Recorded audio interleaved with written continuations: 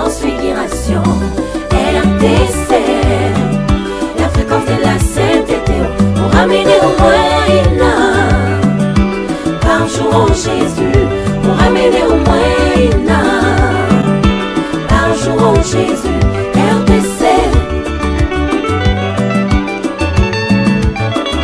Car Dieu a tant aimé les mondes, il a donné son fils unique Jésus, afin que quiconque croit en lui et périsse point, mais qui ait la vie éternelle. Oh, oh, oh, oh, oh. Il y a une ordonnance donnée à l'église d'aller partout dans les mondes, faites de toutes les nations mes disciples, et puis ça met la vie sur tout tambola mon kilié.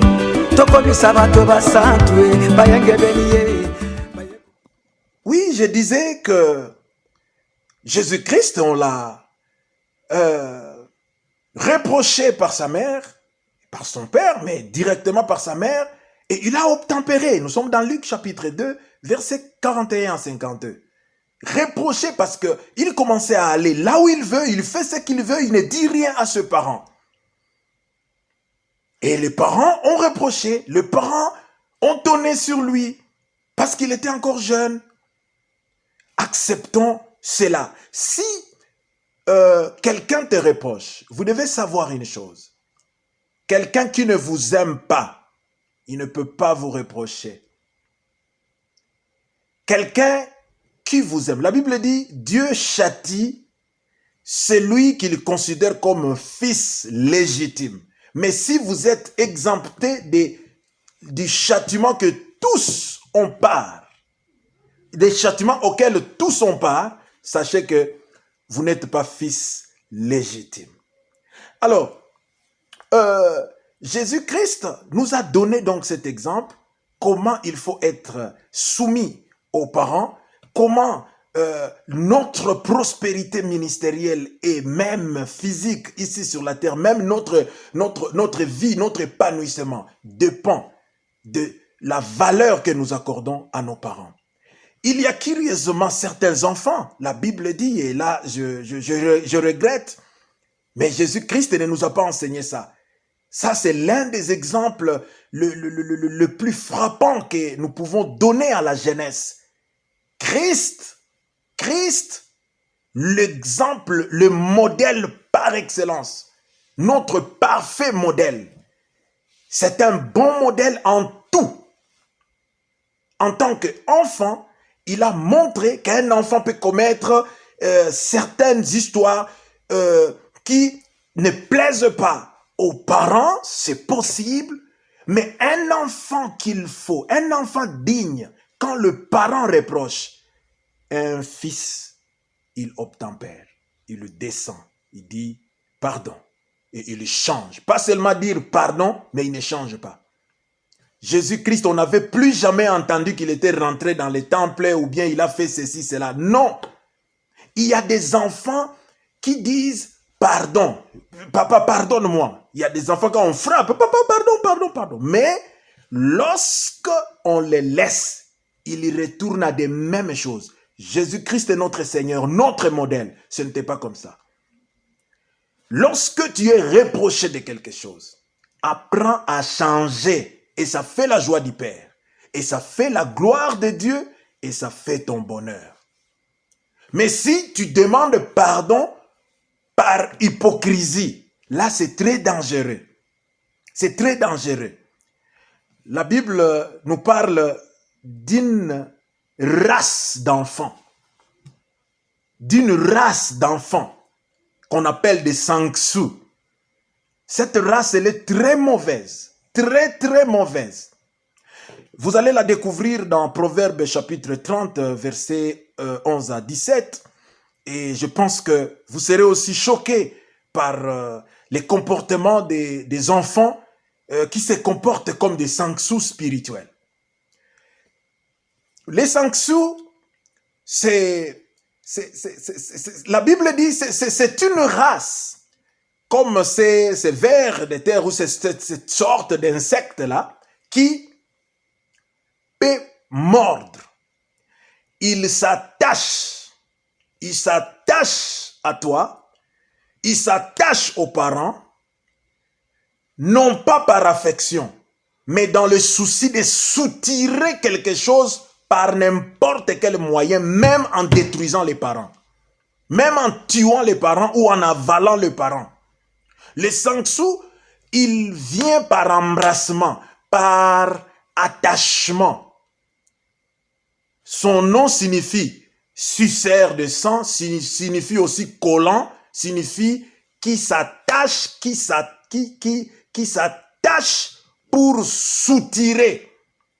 Peu importe la douleur que tu peux sentir. Le sangsu. La Bible dit, dans Proverbe 30, verset 11 à 17, la Bible dit, c'est une race, il y a une race, c'est cette race-là des sangsu. La Bible dit, c'est une race qui maudit les pères. Et même si elle maudit les pères, elle dit, je suis pur. C'est une race qui maudit les pères et qui se croit pure.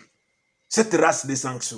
C'est une race qui a des paupières hautaines, des paupières dédaignantes contre leur maman. C'est une race. Et une race, la Bible continue toujours dans ce proverbe-là, une race qui, avec ses paupières dédaignantes, elle ne peut jamais réparer sa faute. Même si vous la reprochez. C'est-à-dire, si Jésus-Christ était de la race des sangsu, quand Marie avait parlé, pourquoi tu as fait ceci, cela? Jésus-Christ allait dire, moi je vais commencer à chasser des démons, débloquer mon ministère.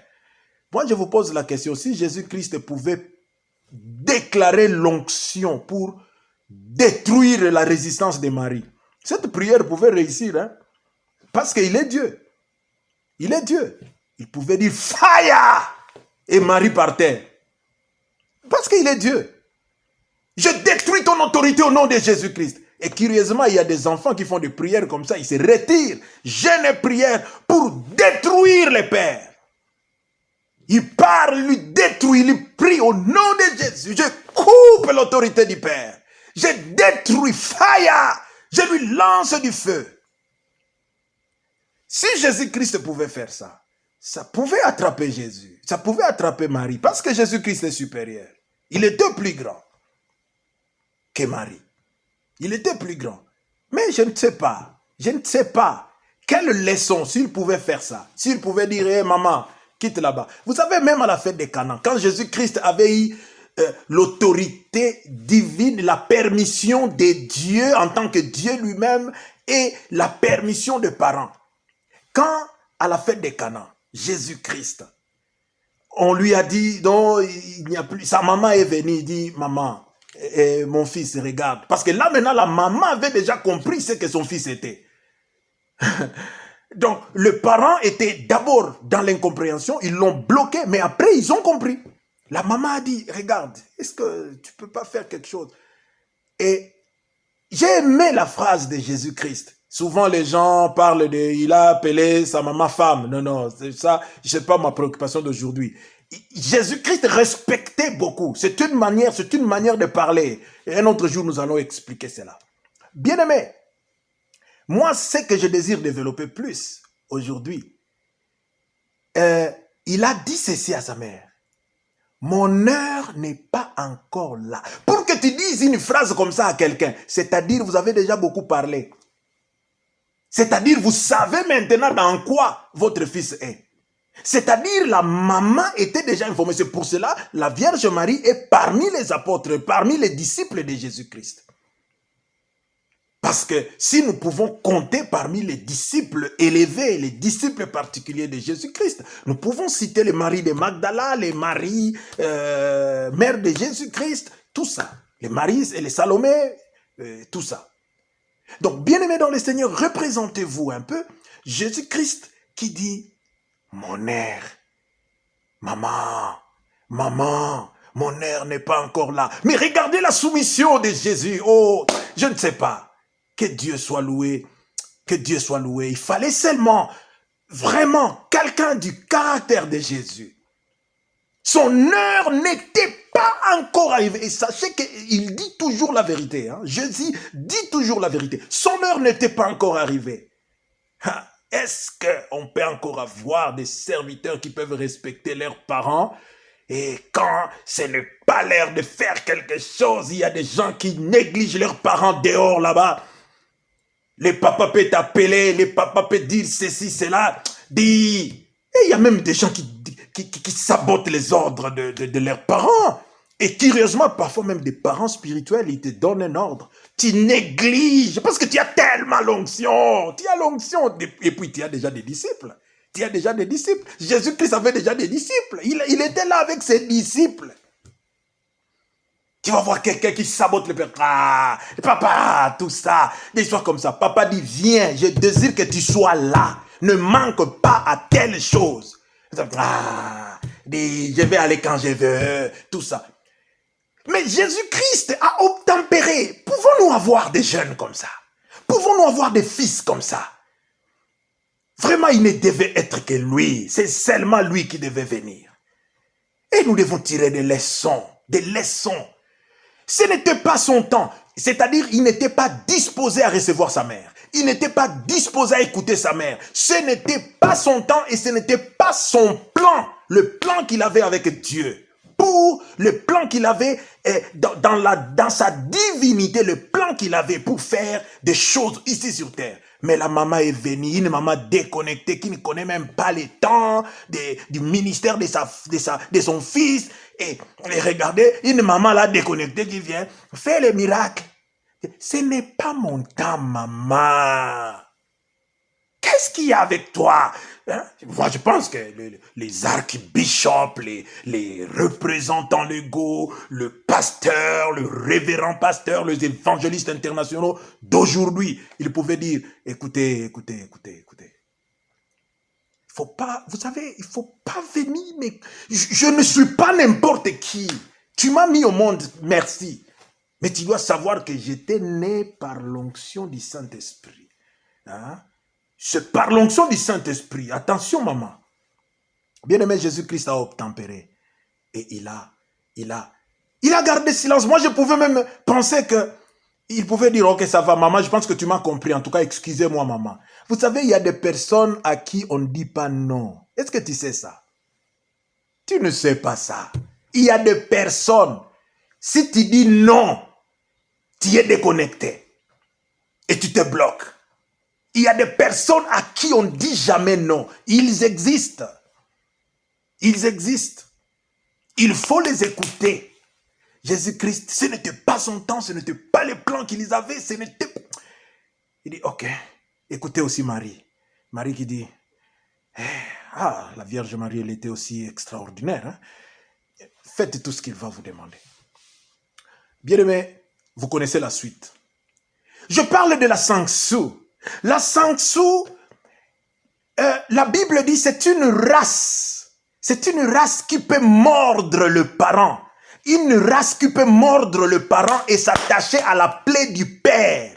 Il mord, analuma, asui, pe atika liwana zo continue comme la makila.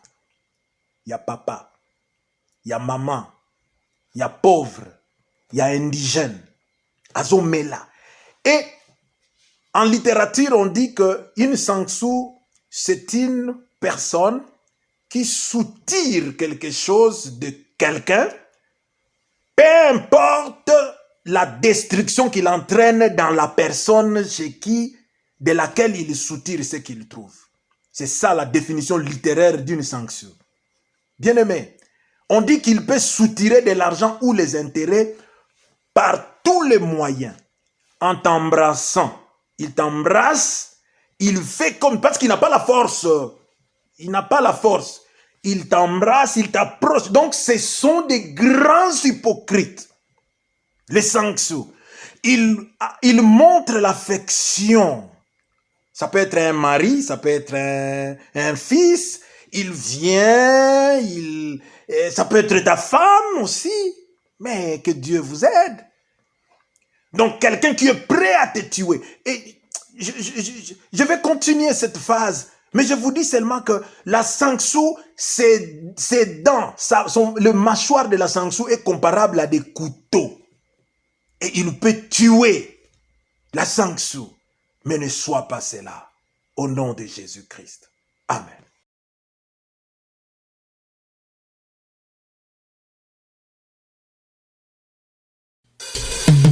RTCL, la fréquence de la transfiguration. RTCL, la fréquence de la sainteté. Pour ramener au moins une âme par jour en Jésus.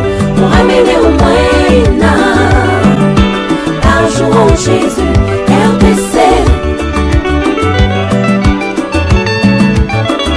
Car Dieu a tant aimé les mondes, il a donné son Fils unique, Jésus, afin que quiconque croit en lui et périsse point, mais qui ait la vie éternelle. Oh, oh, oh, oh, oh.